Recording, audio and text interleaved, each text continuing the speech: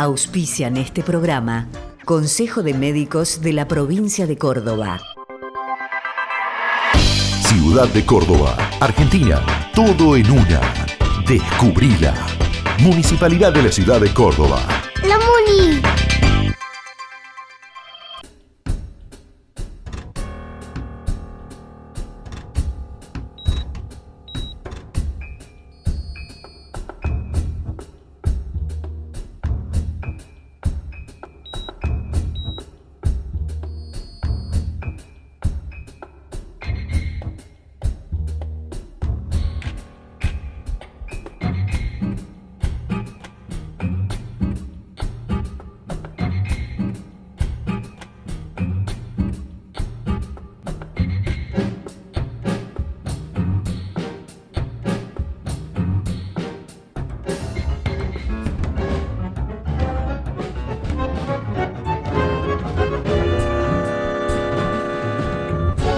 Principio Activo Salud les da la bienvenida, como todas las semanas que ustedes nos acompañan desde hace 5 años en este programa.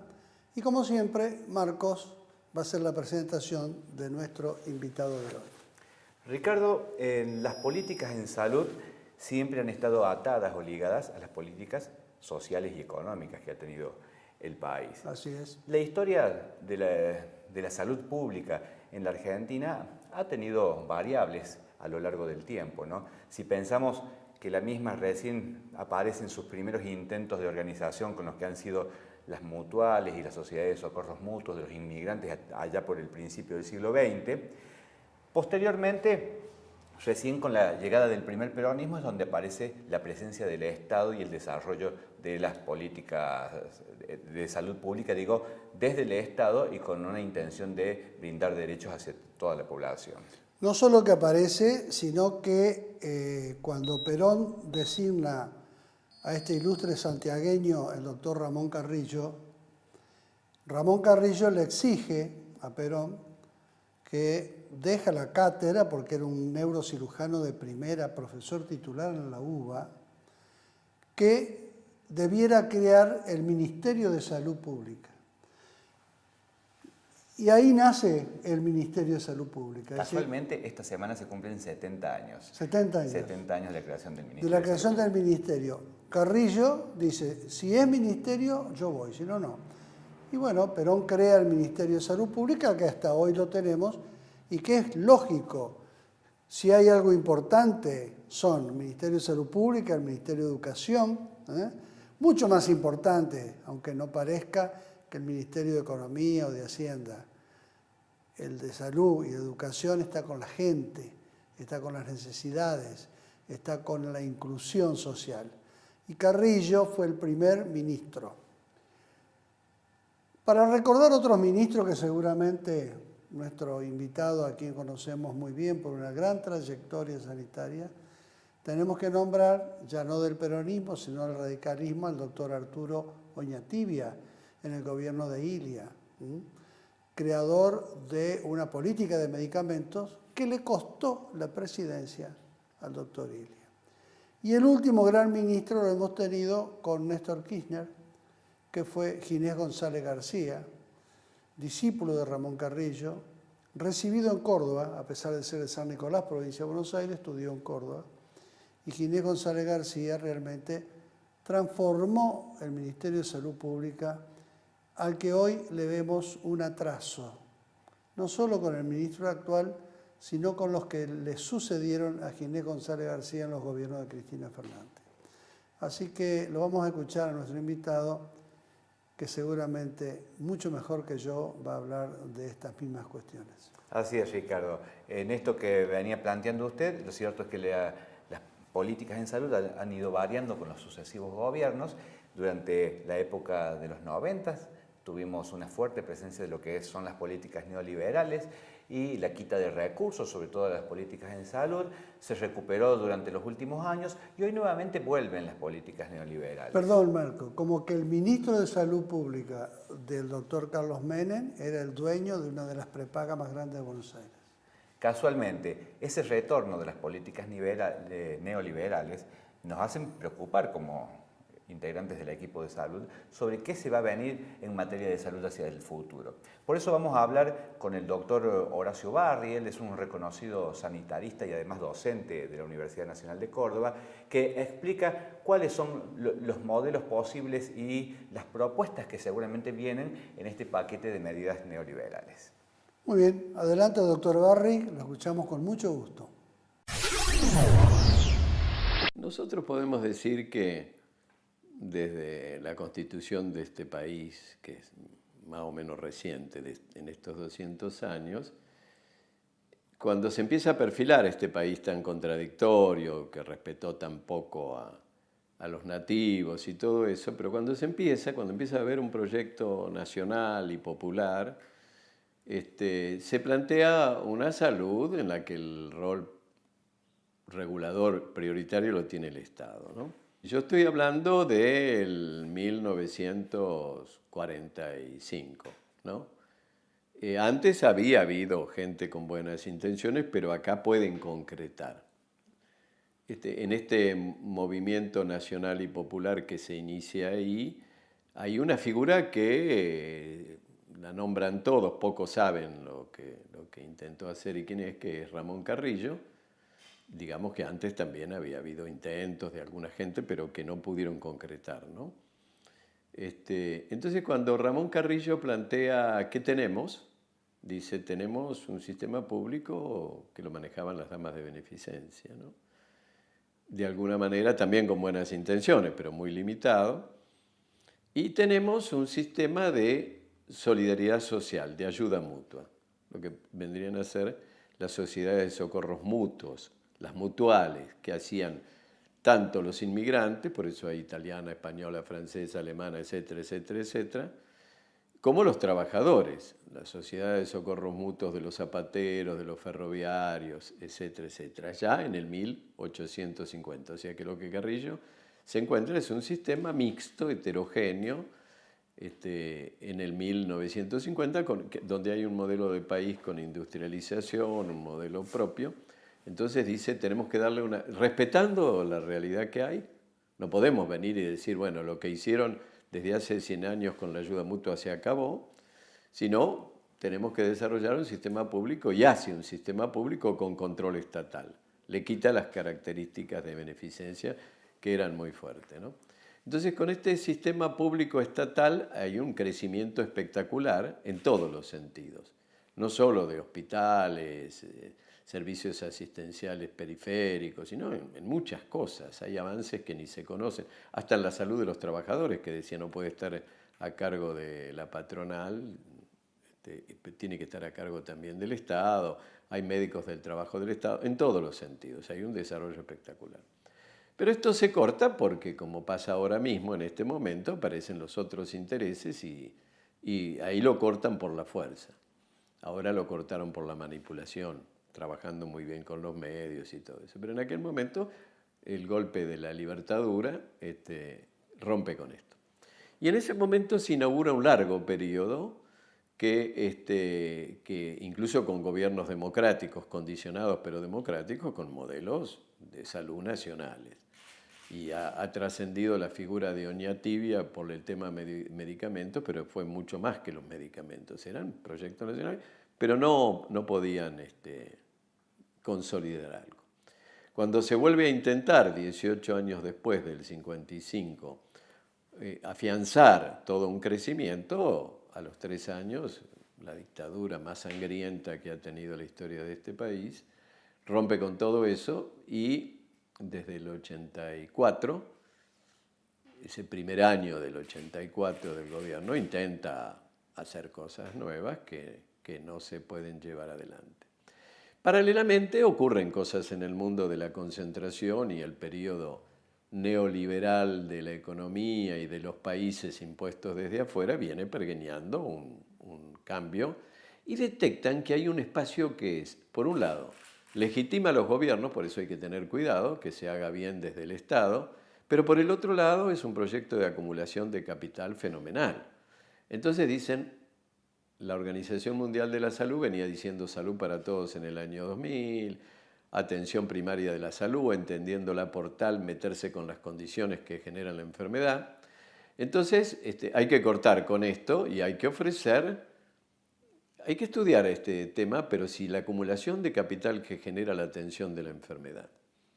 No mantener la salud, no era su preocupación, porque la gente está angustiada, no sabe por qué, entonces quiere curarse. No tanto que le vengan y le digan, bueno, hagamos prevención. Con el tiempo la gente va entendiendo que esta es la clave. Y hoy día con las epidemias que tenemos adentro, que son realmente graves y que están fuera de control, como el dengue, la chikungunya, el Zika y todas las que se vienen, dicen, bueno, tendríamos que hacer algo, evidentemente, porque esto no tiene control, está fuera de madre, ¿no? Entonces, pero mientras tanto ellos organizan un proyecto que le llaman Reformas de los Sistemas Sanitarios Mundiales, que se venden en los países centrales como oportunidades de negocios y que a nivel local se plantean como la eficiencia. Unión de Educadores de la Provincia de Córdoba. Consejo de Médicos de la Provincia de Córdoba.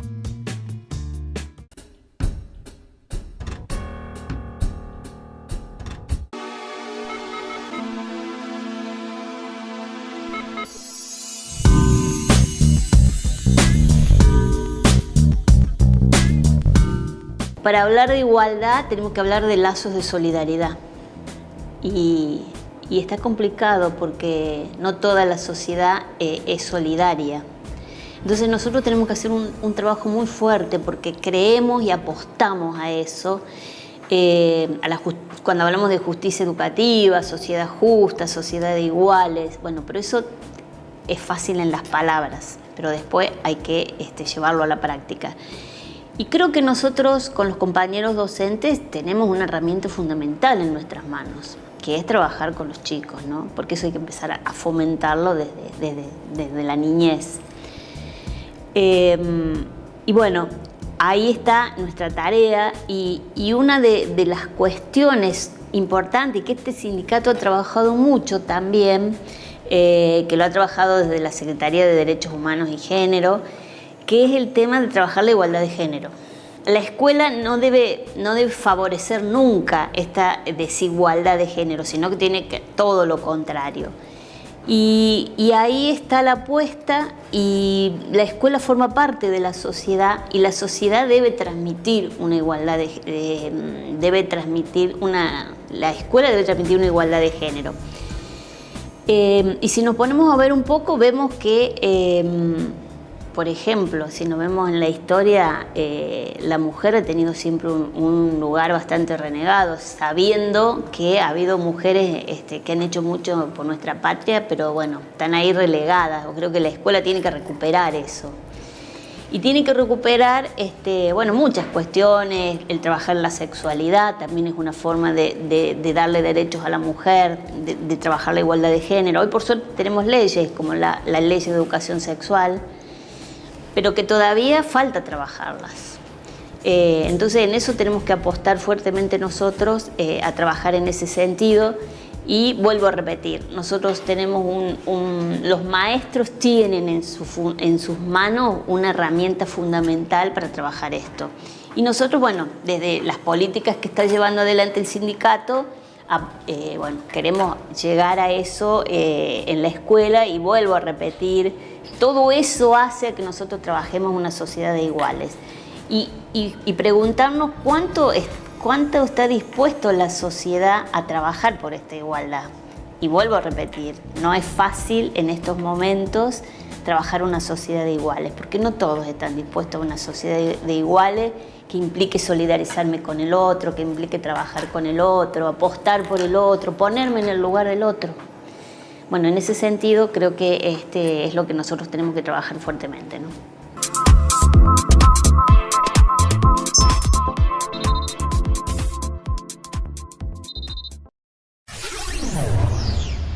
Tenemos una experiencia en Córdoba que es muy útil para analizar con respecto a la que plantean ahora, que es una vuelta de tuerca. Allá por el año 2000, un poco antes, ya empezaron con la primera generación de la reforma. El Banco Mundial toma el rol conductor de la salud, desde el 1983. Recién cuando todavía estaba fresquito lo que decía la Organización Mundial de la Salud, a fines de los 70, salud para todos, atención primaria, etcétera, etcétera. Ellos dicen, sacan un primer documento que en el nombre, si nosotros, la gente tuviera acceso, se hubiera avivado en el acto, que se llamaba Invertir en Salud, donde decían los lineamientos. Entonces dicen, tenemos que hacer una primera prueba con la primera generación de las reformas, que a la Argentina llega a fines de los 90, y que en Córdoba, único lugar donde se hace una prueba piloto, llega en el 2000 con el gerenciamiento del IPAM y con los fenómenos de autogestión de los hospitales, que no son autogestión, porque lo hacen más sutil, mienten descaradamente, ¿no? Le llaman salud a la cubana, un ministro de aquí de Córdoba decía, estamos haciendo salud a la cubana, hasta usan nombres que en el fondo les revuelve el estómago, porque la salud a la cubana es buena, pero la usan para decir vamos a hacer algo tan bueno como los cubanos, que son mentiras, pero lo que el hospital de autofinanciamiento, la descentralización, que es desconcentración, todo eso apunta a un modelo. Entonces, la primera etapa, que se llamó las reformas de la primera generación, decía, el manual de instrumentación de las reformas tiene que ser silenciosa y fragmentada, cosa que la gente no se avive.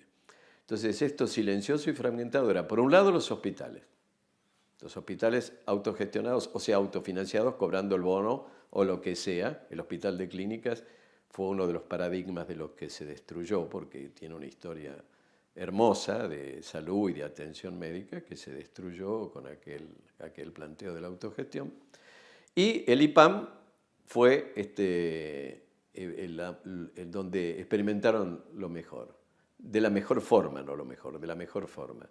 Entonces, hasta lograron cambiarle el nombre y pasarlo de obra social a un sistema de aseguradora de riesgos. Por eso se llama de otra manera que el primer nombre del IPAM, Instituto Provincial de Atención Médica con injerencia de los gremios, y hacen uno nuevo, con complicidad también de algunos gremios. Son muy sutiles, saben cómo comprar, tienen toda la guita, que es el nuevo del APROS, que es una aseguradora de riesgo, que es otra cosa totalmente distinta. Unión de Educadores de la Provincia de Córdoba. Consejo de Médicos de la Provincia de Córdoba.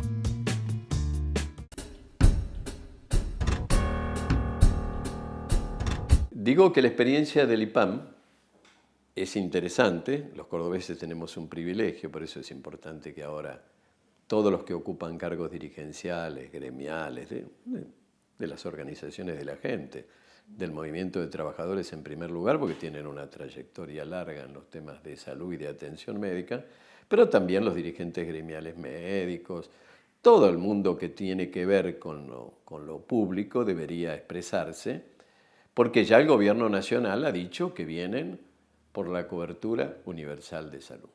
Un nombre que en sí mismo no dice mucho. ¿Qué quiere decir? Todos quisiéramos tener una cobertura universal, integral, pero el nombre tapa Seguro Privado de Salud, ¿no? Tapa. Y se llama Segunda Generación de las Reformas del Banco Mundial. Todo esto que digo es técnico y es nada más que para que empiece un debate sobre esto, porque se viene. Simplemente que ahora, con este cataclismo del dengue que no se para y que parece que va a seguir en continuidad así como está, y que no se hace absolutamente nada y dicen que ni siquiera hay que contar los casos, total, ¿para qué? El propio viceministro de Salud de la Nación. Porque en el fondo van a decir, bueno, esto es consecuencia de lo público. Y esto no es consecuencia de lo público, es de una concepción mercantil que ya se instaló en parte con la primera generación, con el gerenciamiento del IPAM. Que eso terminó muy mal, la gente no lo sabe, la engañaron, porque la propaganda en aquel momento, en el año 2000, es, ahora usted tiene 5 oportunidades, porque va a haber 5 gerenciadoras. No dijeron que eso es un 20% del 100% que era el IPAM, que tenía todos los prestadores. Y también sirvió para acomodar cuentas internas. Habría que averiguar con detalle qué ha pasado con 500 millones de dólares que no se sabe en qué porque desapareció la deuda que tenía la caja de jubilaciones con el IPAM, porque al IPAM decían es deficitario, le debe 200 millones en aquel momento, el 1 dólares, peso lo mismo. pero no dijeron que se le debían 280 millones, entre otros la Caja, ¿no? De golpe desaparece y vuelve al modelo anterior y dicen que bueno, que en realidad no fue una cosa, que funcionó muy bien. Son muy sutiles para hablar un rato y no decir nada. Por eso yo creo que ahora lo que hay que empezar es, bueno, pero ahora quieren más de lo mismo y ya no van a venir gerenciadoras chiquitas, ¿eh? No van a permitir que la federación presente una que después se funde o que algunos capitalistas privados de la salud presenten. Ahora viene la ITT Hartford, esos que tienen 100 millones de afiliados en el mundo, ¿no? ¿Por qué van a pedir seguros de caución altos y van a pedir requisitos que apuntan para ese lado? Este país que ahora lo quieren convertir en oportunidades de negocios para los otros, lo quieren convertir en una fiesta a la que no estamos invitados la gente, aunque siga creyendo, porque algunos están en etapa de luna de miel y dicen, no, démosle un poquito más. Yo escuché una señora muy humilde que el otro día decía, no es el gobierno, son los empresarios. Y yo me daba lástima decirle, ¿y quiénes son los que están en el gobierno? ¿Qué tipo de empresarios? Porque también hay empresarios que quieren hacer cosas pensando en el país, ¿no? Entonces a mí me parece que este tema sigue claro, que es un gran negocio la enfermedad, no la salud. Por eso es que no se invierte en prevención, porque prevención implica que la gente pueda opinar y participar, ¿no? Que la gente esté involucrada, no tirarle la culpa de escacharra y si se enferma la culpa es suya porque no compró repelente, sino es un problema que viene desde el cambio climático, pero que lo anunciaron con tiempo la gente honesta, los científicos honestos que tenemos en la humanidad, que había que empezar y los gobiernos se lavaban las manos.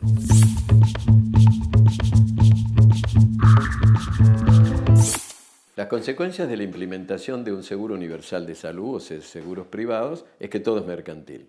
Olvidémonos de las causas de los problemas. Porque cuando empezamos esta charla, que me decías cuáles son, de dónde venimos, cuáles son los sistemas en pugna en el mundo son la cobertura universal de salud o el sistema universal de salud, donde de lo que cambia es el rol del Estado. El rol del Estado, que ahora es un rol para afianzar el negocio, por eso van a afianzar todo lo que puedan. Después, lo que pasa después no importa, porque una vez que el país es una gran empresa manejada por los CEOs de todos lados, esto puede terminar catastróficamente, ¿no? Entonces, el sistema universal de salud es reconocer que en los derechos, como el derecho de la vida, tiene que estar el Estado. El rol del Estado es ese, controlar, contemplar las diferencias que existen entre el mercado y la comunidad, el desfasaje monstruoso que es eso, y poner orden, como lo han hecho en algunas oportunidades, aunque la prensa desacredite y diga que no, pero a los hechos me remita, ¿no? En ese diálogo que ocurrió hace poquito, que yo era presencial, que había algunas mujeres de barrio y yo como era médico, y bueno, había un respeto, no me preguntaron qué opinaba y por suerte, porque si no tendría que haber intervenido, pero una persona decía, yo lo único que no quiero, porque la otra decía, démosle hasta julio. Y la otra contestó, yo lo único que no quiero es ir a las 4 de la mañana a pedir la limosna de la leche y que me den algún bono para algo. No quiero volver a pasar por eso. Y me parece que ese es el riesgo latente que la gente empieza a sentir ahora, de quedarse sin trabajo, de quedarse sin nada, ¿no? Entonces a mí me parece que yo no tengo la receta se construye entre todos, claro que la hay, pero que en esto, ¿qué vamos a hacer? Vamos a dejar que todo lo que hemos armado a lo largo de 150, 200 años, favorable en este país que tiene una conciencia, que fue el primer país de América, que tuvo un sistema universal de salud con el sistema público de Carrillo. ¿Vamos a dejar que esto se desarme? ¿Y vamos a creer que con un poco de dinero y un buen prepago vamos a zafar de estos problemas? ¿Cómo hacemos para que el mosquito no nos pique una y otra vez, por ejemplo, entre las tantas cosas que nos pueden afectar? Horacio Barri planteó, como acostumbra él en toda su trayectoria, la realidad sanitaria del país en este momento. Y yo me voy a meter un poco, porque también soy sanitarista. No se están haciendo las cosas bien. No hay suficiente dosis de vacunas antigripales dando vuelta, a pesar de toda la catarata de promoción de la vacunación antigripal, hoy está costando encontrar vacunas en muchos lugares. No digo que no haya, pero hasta lo digo personalmente. Tuve que recorrer 3 lugares para conseguir que me vacunaran contra la gripe. Y así como yo, a muchísima gente le está pasando. No se puede, y en una época tan difícil como esta, donde ya tenemos más de una docena de muertos por gripe A, abandonar a la población a su suerte. Por favor, a los funcionarios de salud, nacionales, provinciales, municipales, que se pongan las pilas, que la sociedad está reclamando de ustedes una muy buena atención, porque si no, a todos los problemas que tenemos los argentinos le vamos a agregar problemas que ya estaban superados. Nos vamos hasta el próximo programa. Adiós. Unión de Educadores de la Provincia de Córdoba. Consejo de Médicos de la Provincia de Córdoba.